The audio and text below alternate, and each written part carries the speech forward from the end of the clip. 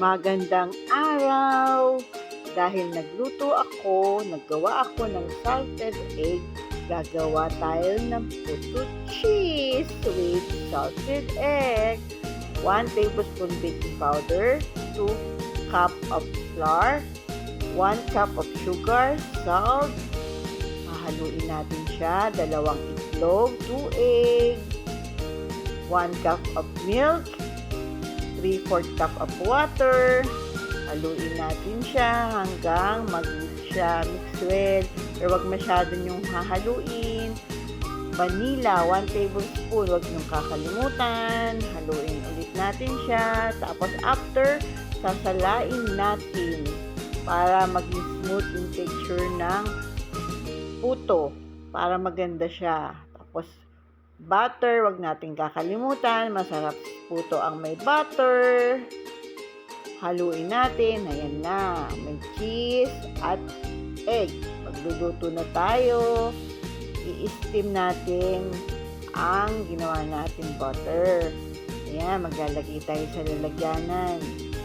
Maglalagay tayo ng tagdadalawang takal. Kasi mostly, pag nagtitinda ako, isang takal lang yung nilalagay ko.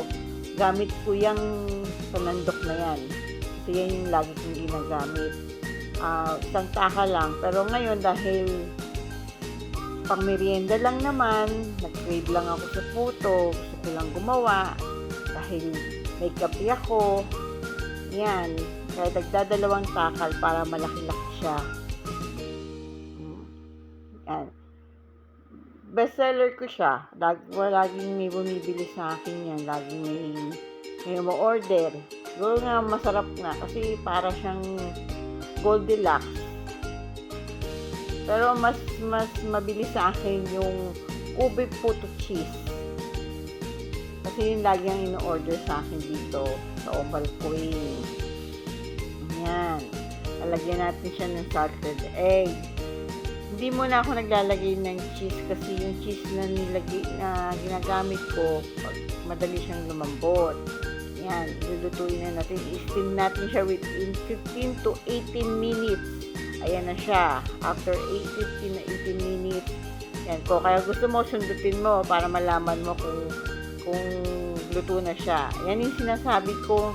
After ko iluto, lalagyan ko siya ng cheese para hindi siya tunaw na tunaw. Ayan na po. Luto ng aking puto cheese with egg.